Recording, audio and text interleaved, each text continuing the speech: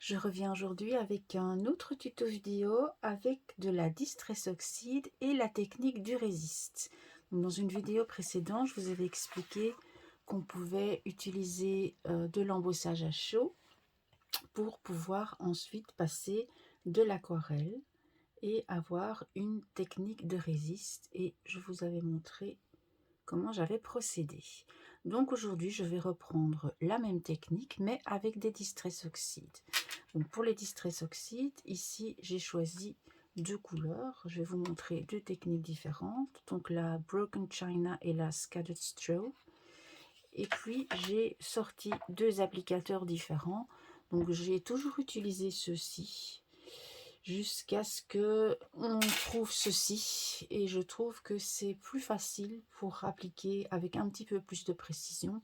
Maintenant, l'un ou l'autre est très bien. On vend aussi les petites cut and dry toutes seules, ça fait très bien l'affaire aussi. Donc cette fois je vais utiliser ceci. Donc c'est des brosses que j'ai trouvées à la fourmi, c'est la marque Nail Snellen, mais on en trouve un peu partout. Donc ce que je vais faire aujourd'hui, c'est prendre, donc je vais choisir par exemple celle-ci, ou plutôt allez, prenons celle-ci. Donc comment je fais? Donc je voudrais réinsister sur le fait que tout ce que j'explique, c'est des techniques qui sont déjà bien connues. Si des débutantes passent par ici, bien j'espère les aider un peu, et puis pour les autres, ben, c'est une petite piqûre de rappel. Donc on prend l'applicateur, on prélève de l'encre, il faut en prendre assez bien pour avoir un bel effet. Alors attention, toujours bien commencer par l'extérieur. Si vous commencez au plein milieu de la feuille, vous allez avoir des traces. Donc je commence sur le bord et je viens faire de petits cercles.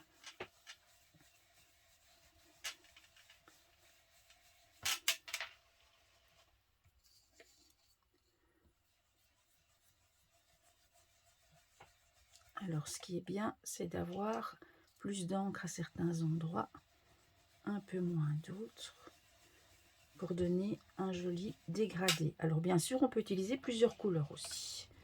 Vous pouvez mélanger un jaune et un orange, c'est très joli. Ou un rose, un orange, ça donne toujours très bien aussi. Voilà, ici sur le haut, je vais en mettre un peu moins pour avoir un petit dégradé. Voilà, et je reviens jusqu'à ce que j'ai l'effet désiré.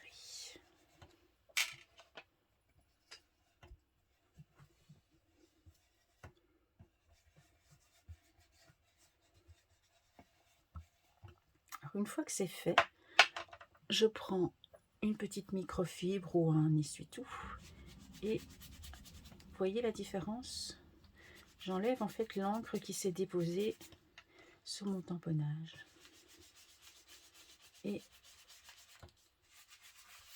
je tiens comme ça un joli fond que je peux bien entendu ensuite retravailler.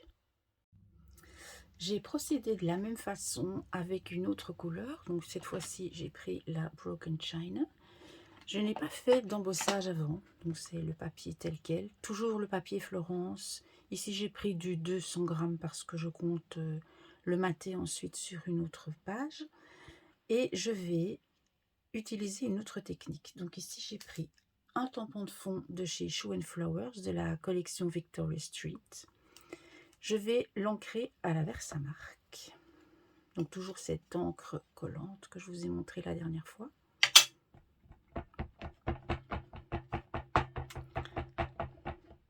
Et comme les distress oxydes réagissent très bien à l'eau, je vais venir avec mon brumisateur mettre un peu d'eau, mais vraiment pas trop, sur mon tampon. Voilà. Je vais venir ensuite le retourner sur ma feuille. Voilà. Et je vais avoir une réaction de l'oxyde avec l'eau. Alors ce qu'on peut faire, c'est venir tamponner avec un essuie-tout, si on veut, pour enlever l'excès d'humidité. Je vais refaire la même chose au-dessus. Je rajoute un peu d'eau. Il ne faut vraiment pas en mettre trop, sinon on a quelque chose de trop flou et on ne voit plus vraiment les dessins du tampon. Voilà. Et je vais venir tamponner avec un essuie-tout ou pas. Je peux laisser réagir comme ça si je veux. Là, j'enlève l'excès d'eau. Et j'obtiens un très joli effet. Un peu différent, bien moins visible que le résiste, mais très sympa aussi. Alors bien sûr, je peux combiner les deux. Donc, je vous remontre le fond que j'ai fait tout à l'heure. Donc c'était avec ces tampons-ci. Ce sont les rubans de la collection Victoria Street de Show and Flowers aussi. Si je veux, je peux également venir, par exemple, avec ce tampon-ci, je peux venir aussi faire des petites marques. Allez, on va le faire. Alors, pourquoi est-ce que je mets de la Versamark avant? C'est pour que ça adhère mieux. Ce n'est pas du tout une obligation. Vous pouvez directement mettre de l'eau. On va essayer sans mettre de Versamark. Donc, hop, je pchite un peu d'eau. Et on va, par exemple, venir le faire juste sur le côté. Voilà. Évidemment, avec une couleur plus pâle, ça se verra un peu moins.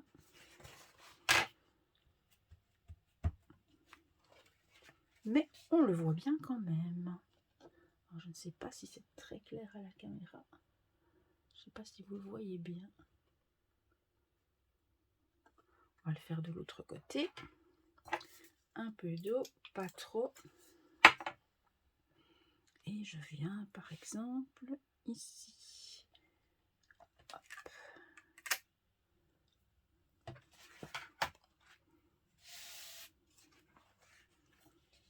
Voilà, c'est très discret, mais on le voit bien quand même. Voilà, il ne reste plus qu'à habiller nos cartes. À tout à l'heure. Voilà, mes deux cartes sont terminées, je viens vous les montrer. Donc pour embellir mes fonds, j'ai utilisé ce tampon qui est toujours de la collection Victoria Street et qui s'appelle Les Bobines. J'ai également utilisé ici le buste qui est magnifique. Et j'ai utilisé cette grande planche, toujours de la même collection et qui s'appelle À la mode. Donc j'ai tamponné avec de la Memento sur du papier DCP parce que j'ai colorisé au feutre à alcool. J'ai donc tout colorisé, tout détouré et je suis venue faire des petites scénettes. Alors pour cette carte-ci, je suis venue tamponner des feuillages et des petites écritures en ton sur ton, des gouttes de Posca blanc. J'ai fait un petit peu de couture, des petites écritures en noir pour faire ressortir et donner du relief au fond.